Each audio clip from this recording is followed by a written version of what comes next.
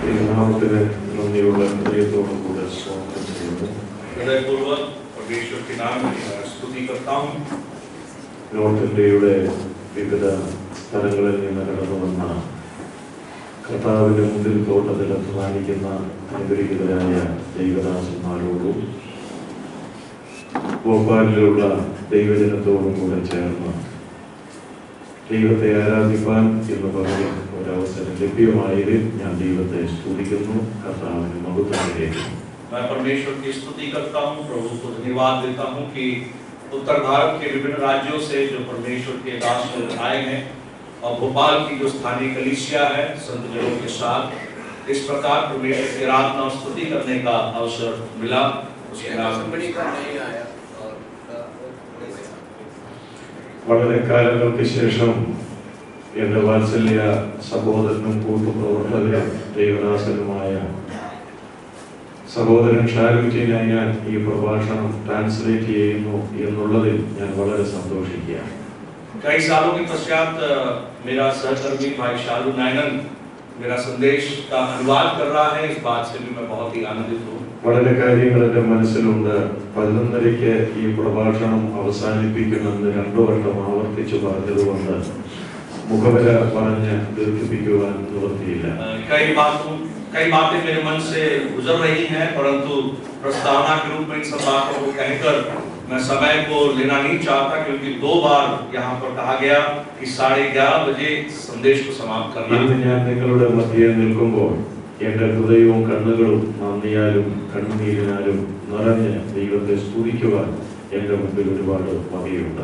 बहुत से ऐसे कारण हैं जब मैं आप लोगों के सम्मुख खड़ा हूँ, मेरा हृदय और मेरी आंखें नम है, मेरा हृदय आनंद से भरपूर है जब मैं खड़े होकर इस प्रकार प्रभु के वचन की सेवा कर रहा हूँ. ഏതാണ്ട് 2 മാസത്തിന് മുൻപുള്ള 2 മാസങ്ങൾ 3 ആശുപത്രികളിലായി രോഗത്താൽ വളരെ വേദനിക്കുകയും വലയുകയും മരണത്തെ അഭിമുഖമായി കാണുകയും ചെയ്ത ദിവസങ്ങൾ ഞാൻ ഓർക്കുകയാണ്. मैं उन दिनों को स्मरण करता हूँ जब आज से 2 महीने पहले 2 महीने तक केरल के अलग-अलग 3 अस्पतालों में मौत का सामना करते हुए अपने समय को गुजारा है. ആ നാളുകളിൽ ഞാനിപ്പോൾ ഉൾപ്പെട്ടു നിൽക്കുന്ന കോട്ടയം സഭയുടെ സഹകരണം പറയുവാൻ എൻ്റെ മുമ്പിൽ വാക്കുകളില്ല. उस समय मेरा स्थानीय कलीसिया, जिस कलीसिया के साथ मैं आज संगति करता हूँ, कोटयम की कलीसिया, उनका जो सहयोग मुझे प्राप्त हुआ वो मेरे वर्णन के बाहर है. അവിടെയുള്ള അനുഗ്രഹീതരായ മൂപ്പന്മാർ, പ്രത്യേക തോമസ് ചാണ്ടിച്ചാൻ, പോൾ തോമച്ചാൻ, ഇവരൊക്കെ ദൈവജനത്തിന്റെ മധ്യേ എൻ്റെ രോഗവിവരം അറിയിക്കുവാൻ വളരെ ശ്രദ്ധിക്കുകയും ലോകത്തെമ്പാടുമുള്ള ദൈവജനം, മലയാളികൾ ദൈവസന്നിധിയിൽ എന്നെ ഓർത്ത് പ്രാർത്ഥിക്കുകയും ചെയ്തു. അതിന്റെ ഫലമായി വലിയൊരു വിടുതൽ എനിക്ക് അനുഭവിക്കുവാനുള്ളതാണ്. स्थानीय कलीसिया के जो आदरणीय प्राचीन लोग हैं, परमेश्वर के दास लोग, भाई थॉमस चांडी और भाई के पॉल थॉमस, जिन्होंने इस सूचना को संसार के अलग-अलग कलीसियाओं में विश्वासी जनों तक पहुंचाने के लिए उन्होंने इच्छा जाहिर की और उन्होंने किया, और मसीह लोगों ने मेरे लिए प्रार्थना की, और उस बात को भी मैं धन्यवाद के साथ स्मरण करता हूं. ഭോപ്പാലിലുള്ള ദൈവജനവും എന്നെ ഓർത്ത് ഹൃദയംഗമമായി പ്രാർത്ഥിച്ചിട്ടുണ്ട്. भोपाल के परमेश्वर के जनों ने भी मुझे अपनी प्रार्थना में स्मरण की है, मैं ये जानता हूं. അങ്ങനെ എന്നെ ഓർത്ത് പ്രാർത്ഥിച്ച എല്ലാ ദൈവദാസന്മാർക്കും ഇവിടെ ഇരിക്കുന്ന സകല വിശ്വാസികൾക്കും ഒരിക്കൽ കൂടെ എൻ്റെ ഹൃദയം നിറഞ്ഞ നന്ദി ഈ തരുണത്തിൽ അറിയിക്കുകയാണ്. हृदयपूर्वक मेरा जो धन्यवाद है इस समय आप सबों को जिन्होंने मेरे लिए प्रार्थना की है. ഈ KM ഫണ്ടിന്റെ ചുമതലയിൽ നടത്തപ്പെട്ടുകൊണ്ടിരുന്ന ഈ കോൺഫറൻസിൽ എനിക്കും സംബന്ധിക്കുവാൻ അവസരം ലഭിച്ചതൊരു വലിയ പദവിയായി സന്തോഷമായി ഞാൻ കരുതുകയാണ്. और मैं इस बात को बहुत ही बहुमूल्य समझता हूँ और आदर और सम्मान की बात समझता हूँ कि इस KM फंड के सम्मेलन में मुझे भी एक भागीदारी मिली. KM ഫണ്ടിന്റെ ചുമതലപ്പെട്ടവരോടൊപ്പം കൂട്ടുപ്രസംഗകരായ തോമസൺ ബി തോമസൺ, സുനിൽ ആൽബർട്ട് എന്നീ ദൈവദാസന്മാരുമായും സഹകരിച്ച് പ്രവർത്തിക്കുവാനുള്ള അവസരം ശുശ്രൂഷയിൽ ലഭിച്ചതിൽ ഞാൻ ദൈവത്തെ സ്തുതിക്കുന്നു. मैं परमेश्वर का धन्यवाद देता हूँ कि KM फंड के जो उत्तरदायी भाई लोग हैं उनके साथ, और साथ ही मेरे संग जो परमेश्वर के वचन की सेवा की, भाई थॉमसन और भाई सुनील, उनको भी मैं धन्यवाद देता हूँ, परमेश्वर की स्तुति करता हूँ। എല്ലാവരെയും കാണുവാൻ കഴിഞ്ഞതിൽ ഞാൻ വളരെ സന്തോഷിക്കുന്നു. सबों से मिलने का अवसर मिला, मैं आनंदित हूँ। ചില നിമിഷങ്ങൾ കഴിയുമ്പോൾ നാം ഒക്കെ ദൈവത്തിന്റെ മഹത്വം കയറ്റി അവരവരുടെ വേല സ്ഥലങ്ങളിലേക്കും ഭവനങ്ങളിലേക്കും തിരിഞ്ഞു പോവുകയാണ്. कुछ समय पश्चात परमेश्वर की स्तुति करते हुए हम सब अपने अपने स्थानों में वापस जाने वाले हैं। വലിയവനായ ദൈവം ന്യായാധിപനായ ഗിദെയോനോട് പറഞ്ഞ വാക്കുകളാണ് ഈ തരുണത്തിൽ എന്റെ സ്മൃതിപഥത്തിലേക്ക് വരുന്നത്. इस समय मेरे स्मरण में वो शब्द स्मरण आते हैं जो महान परमेश्वर ने न्यायाधीश शिमशोन से कहा था। പരാക്രമശാലിയെ യഹോവ നിന്നോട് കൂടെയുണ്ട്. हे पराक्रमी परमेश्वर तेरे साथ है। തുടർന്ന് പറയുന്നത് ഈ ബലത്തോടുകൂടെ പോക. और आगे कहता है इस हिम्मत के साथ तू जा। കഴിഞ്ഞ 3-4 ദിവസങ്ങളിലായി ദൈവസന്നിധിയിലായിരുന്ന ദൈവദാസന്മാരോടും ഇന്ന് പകലിൽ ദൈവാത്മാവിന് പറയുവാനുള്ളത് അത് തന്നെയാണ്. और आज सुबह भी परमेश्वर के जो जन यहाँ बैठे हैं, परमेश्वर के दास लोग जो बैठे हैं, उनसे मुझे कहने को यही है। കഴിഞ്ഞ ദീർഘവർഷങ്ങളായി ചുരുക്ക വർഷങ്ങളായി ഈ മുന്തിരിത്തോട്ടത്തിൽ അനുകൂല പ്രതികൂല സാഹചര്യങ്ങളിലൂടെ അധ്വാനിച്ചുകൊണ്ടിരിക്കുന്ന ദൈവദാസന്മാരെ ഞാൻ ഓർമ്മിക്കട്ടെ, കർത്താവ് നമ്മോടുകൂടെയുണ്ട്. ഈ ബലത്തോടുകൂടെ വീണ്ടും നമുക്ക് വയലിലേക്ക് പോകാം. परमेश्वर के दास की बारी में जो लोग पिछले लंबे अरसे से या छोटे काल से या थोड़े समय से परमेश्वर की सेवा में है, हे परमेश्वर के दासों, मैं आप लोगों को स्मरण दिलाऊं, परमेश्वर आप लोगों के साथ है।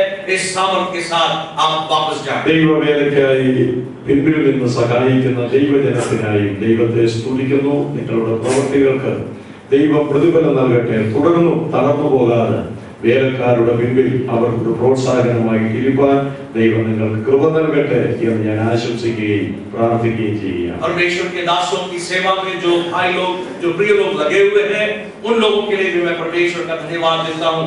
इस सेवा में लगे रहें और पूरे आनंद के साथ इस सेवा को करते रहें, जारी रखें। ഞാൻ ഇന്ന് നിങ്ങളോട് അല്ലെങ്കിൽ നാം ഒന്നിച്ച് ചിന്തിക്കുവാൻ ആഗ്രഹിക്കുന്നത് മത്തായിയുടെ സുവിശേഷം 20-ാം അധ്യായം 1 മുതൽ 16 വരെയുള്ള വാക്യങ്ങളാണ്. आज सुबह आप लोगों के साथ जो भाग स्मरण करना चाहता हूँ वो मत्ती रचित सुसमाचार के 20वें अध्याय 1 से लेकर 16वीं आयत तक के आयतों में पाई जाती है। വളരെ ദീർഘമായ ഒരു വേദഭാഗമായതുകൊണ്ട് അത് വായിപ്പിക്കുവാൻ സമയമെടുക്കുന്നില്ല. बहुत ही लंबा भाग है, इसलिए ज्यादा समय पढ़ने के लिए मैं नहीं लूंगा। നമുക്ക് എല്ലാവർക്കും വളരെ പരിചിതമായ ഒരു ദീർഘമായ ഭാഗമാണ് അവിടെ ഉള്ളത്. इस भाग से हम सब परिचित हैं। मत्ती रचित सुसमाचार 20वां अध्याय 1 से लेकर 16 तक। നമ്മുടെ കർത്താവായ യേശുക്രിസ്തു പറഞ്ഞിട്ടുള്ള ഉപമകളിൽ ഒരു ഉപമയാണ് അവിടെ രേഖപ്പെടുത്തിയിരിക്കുന്നത്. प्रभु यीशु मसीह के द्वारा कहे हुए दृष्टांतों में से एक दृष्टांत है। സുവിശേഷങ്ങളിൽ നമ്മുടെ കർത്താവായ യേശു ഉപമകളിലൂടെ ശിഷ്യഗണത്തോടും ജനത്തോടും സംസാരിച്ചിട്ടുള്ളതായി നാം വായിക്കുന്നുണ്ട്. सुसमाचारों में प्रभु यीशु मसीह अपने चेलों से और समूह से दृष्टांतों के द्वारा बातें की। നമ്മുടെ കർത്താവായ യേശുക്രിസ്തുവിന്റെ ഉപമകൾ പലതും വളരെ വിശ്വപ്രസിദ്ധമാണ്. और प्रभु यीशु मसीह ने जो दृष्टांत कही है वो विश्व प्रसिद्ध है। യേശുക്രിസ്തുവിന്റെ ജനന ജീവിത മരണ ഉയർത്തെഴുന്നേൽപ്പെല്ലാം പ്രവചനത്തിന്റെ നിവൃത്തിയായി കാണിക്കുന്നത്. प्रभु यीशु मसीह का जन्म, जीवन, मृत्यु, पुनरुत्थान सब भविष्यवाणी का पूर्तिकरण है। ഇതുപോലെ കർത്താവായ യേശുക്രിസ്തു ഉപമകളിലൂടെ ജനത്തോട് സംസാരിക്കുമെന്നതിനെ സംബന്ധിച്ചും പ്രവചനങ്ങൾ നമുക്ക് കാണുവാൻ കഴിയും. ठीक उसी प्रकार प्रभु यीशु मसीह दृष्टांतों के द्वारा कहेगा, ये बात भी भविष्यवाणी की गई है। വിശേഷാൽ 78-ാം സങ്കീർത്തനം 2-ാം വാക്യം അതിലേക്ക് നമുക്ക് ഒരു സൂചന തരികയാണ്. भजन संहिता 28 उसकी दूसरी आयत में हम उसकी एक दृश्य को देखते हैं। അവിടെ എഴുതിയിരിക്കുന്നത്, ഞാൻ ഉപമകളെ പ്രസ്താവിക്കാൻ വായി തുറക്കും, പുരാതന കടങ്കഥകളെ ഞാൻ നിങ്ങളോട് പറയും. मैं दृष्टांतों से कहने के लिए, दृष्टांतों के द्वारा कहने के लिए अपने मुंह को खोलूंगा और पुरानी बातों को दोहराऊंगा। ഈ പ്രവചനത്തിന്റെ പൂർത്തീകരണമായിട്ടാണ് നമ്മുടെ കർത്താവായ യേശു അവിടുത്തെ ഐഹിക ജീവിതകാലത്ത് ഉപമകളിലൂടെ ജനത്തോട് സംസാരിച്ചുകൊണ്ടിരിക്കുന്നത്. इस भविष्यवाणी के पूर्तिकरण के रूप में प्रभु यीशु मसीह ने इस संसार में अपनी सेवा को प्रारंभ की। ഇവിടെ മുന്തിരിത്തോട്ടത്തെ സംബന്ധിച്ചുള്ള ഒരു ഉപമയാണ് കർത്താവ് പറഞ്ഞിരിക്കുന്നത്. यहाँ पर दाख की बारी के विषय में एक दृष्टांत प्रभु यीशु मसीह कह रहे हैं। ഉപദേശപരമായി ഒരുപാട് ആശയങ്ങൾ ഈ ഉപമയിൽ ഉൾക്കൊള്ളിച്ചിട്ടുണ്ട്. सैद्धांतिक रूप से बहुत सी बातें यहाँ पर इस दृष्टांत में शामिल की गई। ഇന്ന് ഞാൻ അതൊക്കെ നിങ്ങളുടെ മുമ്പിൽ പറയുവാൻ ആഗ്രഹിക്കുന്നില്ല. परंतु वो सब बातें आप लोगों के सामने मैं कहना नहीं चाहता। ഇതിന്റെ പിന്നിലുള്ള ഉപദേശങ്ങൾ എന്തൊക്കെയാണെങ്കിലും അതവിടെ കിടക്കട്ടെ. इसके पीछे जो भी सिद्धांत है उन बातों को वहां रहने दें। എന്നാൽ ഈ ഉപമയിൽ പറഞ്ഞിരിക്കുന്ന ചില പ്രായോഗിക നിർദ്ദേശത്തിലും അല്പം ഉപദേശവും ഓർമ്മിപ്പിച്ചുകൊണ്ട് എന്റെ വാക്കുകൾക്ക് ഞാൻ വിരാമം കുറിച്ചുകൊള്ളാം. परंतु उपदेश की कुछ बातों को और व्यवहारिक बातों को मुख्य रूप से विचार कर स्मरण दिलाकर मैं अपने शब्दों को ഉപമയിൽ പ്രധാനമായി 3 കാര്യങ്ങളാണ് ഞാൻ എടുക്കുവാൻ ആഗ്രഹിക്കുന്നത്. इस दृष्टांत में से मैं 3 विभिन्न बातों को आपके सम्मुख रखना चाहता हूं। ഒന്നാമത് ഒരു മുന്തിരിത്തോട്ടം, सबसे पहला एक दाख की बारी, രണ്ട് അതിന്റെ ഉടമസ്ഥനായ വീട്ടുടമസ്ഥൻ, उसके बाद उसका जो मालिक है, हकदार है, वो घर वाला, മൂന്നാമത് ഈ തോട്ടത്തിൽ വിളിച്ചാക്കപ്പെട്ട വേലക്കാരും അവർക്ക് ലഭിച്ച കൂലി, और उसके बाद तीसरा इस दाख की बारी में सेवा करने वाले जो सेवक हैं और उनकी मजदूरी। നാം തിരുവെഴുത്ത് പഠിക്കുമ്പോൾ തോട്ടത്തിന് വലിയ പ്രാധാന്യം വിശുദ്ധ ബൈബിളിൽ കൊടുത്തിട്ടുണ്ട്. हम जब परमेश्वर के वचन का अध्ययन करते हैं तो बगीचे के बारे में बहुत ही मान्यता दी गई है। വേദപുസ്തകം ആരംഭിക്കുന്നതും അവസാനിപ്പിക്കുന്നതും ഒരു തോട്ടത്തെ കുറിച്ച് പറഞ്ഞുകൊണ്ടാണ്. धर्मशास्त्र बाइबल की शुरुआत एक बगीचे से या बाग के द्वारा हुई है और इसकी समाप्ति भी बाग के द्वारा कहकर समाप्त की गई है। ബൈബിൾ ആരംഭിക്കുന്നത് ഏദൻ തോട്ടത്തെ കുറിച്ച് പറഞ്ഞുകൊണ്ടാണെങ്കിൽ ബൈബിൾ അവസാനിപ്പിക്കുന്നത് നദിക്ക് അക്കരയും ഇക്കരയുമുള്ള ജീവവൃക്ഷങ്ങളുടെ തോട്ടത്തെ കുറിച്ച് പറഞ്ഞുകൊണ്ടാണ്. अगर अदन के वाटिका के बारे में बाइबल की शुरुआत कहती है तो बाइबल के अंत में नदी के उस और इस पार जीवन के वृक्षों से भरा हुआ उस बगीचा के बारे में कहते हुए उसकी समाप्ति है। ഈ രണ്ട് തോട്ടങ്ങളുടെ ഇടയിൽ നിരവധി തോട്ടങ്ങളെ സംബന്ധിച്ച് വീണ്ടും പറയുന്നുണ്ട്. इन वाटिकाओं के बीच में और भी कई वाटिकाओं के बारे में वर्णन किया गया है। അങ്ങനെ പറഞ്ഞിരിക്കുന്ന ഒന്നാണ് ഇവിടെ പറയുന്ന മുന്തിരിത്തോട്ടം. और उनमें से एक यहाँ पर कहा गया है ये दाख की बारी। പഴയ നിയമത്തിലും മുന്തിരിയെ കുറിച്ചും മുന്തിരി തോട്ടത്തെ കുറിച്ചുമുള്ള പരാമർശങ്ങൾ നമുക്ക് കാണുവാൻ കഴിയും. दाख और दाख के बारी के विषय में पुराने नियम में बहुत सी बातें कही गई हैं। അത് മിക്കവാറും യഹൂദനെ കുറിച്ചും ഇസ്രായേൽ ജാതിയെ കുറിച്ചുമുള്ളതാണ്. और वो अक्सर यहूदी और इस्राएल जाति के बारे में। ഇസ്രായേൽ ജാതിയെ പ്രധാനമായും 3 കാര്യങ്ങളിലാണ് അറിയപ്പെട്ടിരുന്നത്. इस्राएल जाति के विषय में 3 बातों में वो जाने गए। അത് ഒന്ന് മുന്തിരി, एक तो दाख, രണ്ട് ഒലിവ്, और तीसरा अंजीर, മൂന്നാമത് അത്തി. और दूसरा जो है जैतून और तीसरा अंजीर। അത്തി എന്നുള്ളത് അവരുടെ രാഷ്ട്രത്തെ സൂചിപ്പിക്കുന്നു. अंजीर जो है वो उनके राष्ट्र को दिखाता है। ഒലിവ് എന്നുള്ളത് മതത്തെ और സൂചിപ്പിക്കുന്നു. जैतून जो है वो उसके वो पहाड़ को दिखाता है। മുന്തിരി എന്നുള്ളത് അവരുടെ ആത്മീയതയെ और സൂചിപ്പിക്കുന്നു. बारी या अंगूर जो दाख जो है वो उनके आत्मिक जीवन को दर्शाता है। യെശയ്യാ പ്രവചനം 5-ാം അധ്യായം 1 മുതലുള്ള വാക്യങ്ങളിൽ ഇസ്രായേൽ ജാതിയെ സൂചിപ്പിക്കുന്ന അവരുടെ ആത്മീയത്വത്തെ വെളിപ്പെടുത്തിക്കൊണ്ട് മുന്തിരിത്തോട്ടത്തെ കുറിച്ച് പറഞ്ഞിട്ടുണ്ട്. यशायाह नबी के पुस्तक में हम पढ़ते हैं उसके 5वें अध्याय में दाख की बारी के विषय में कहकर वहां पर नबी उनके आत्मिक अवस्था को दर्शाता है। എന്നാൽ ഇവിടെയും മുന്തിരിത്തോട്ടം ദൈവസഭയുടെ ഒരു ചിത്രമായിട്ട് ഞാൻ ഓർപ്പിക്കുന്നു. परंतु यहाँ पर जो दाख की बारी के बारे में बताई गई है वो परमेश्वर की कलीसिया के विषय में होकर मैं आप लोगों के सामने प्रस्तुत ദൈവസഭയെ തോട്ടത്തോട് സാദൃശ്യപ്പെടുത്തി ബൈബിളിൽ പറഞ്ഞിട്ടുണ്ട്. परमेश्वर की कलीसिया को अंगूर की बारी या दाख की बारी के साथ तुलना की गई। 1 കൊരിന്ത്യർ 3-ാം അധ്യായം 9-ാം വാക്യത്തിൽ പൗലോസ് അത് ഓർപ്പിക്കുന്നു. पहला कोरिन्थियों 3रा अध्याय उसके 9वीं आयत में पौलुस उस बात को स्मरण दिलाता है। ഞങ്ങൾ ദൈവത്തിന്റെ കൂട്ടുവേലക്കാർ, നിങ്ങൾ ദൈവത്തിന്റെ കൃഷി എന്ന് അവിടെ പറഞ്ഞിരിക്കുന്നു. वहां पर कहा है कि हम परमेश्वर के संगी कर्मी और तुम उसके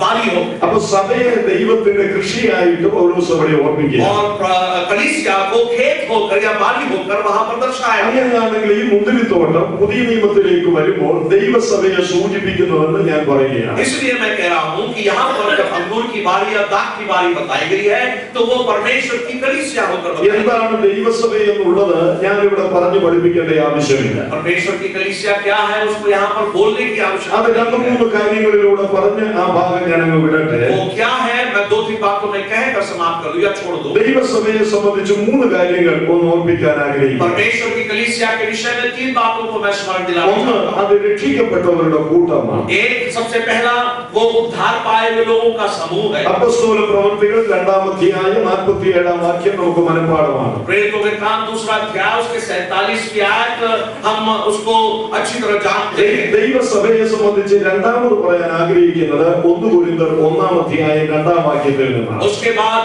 दूसरी बात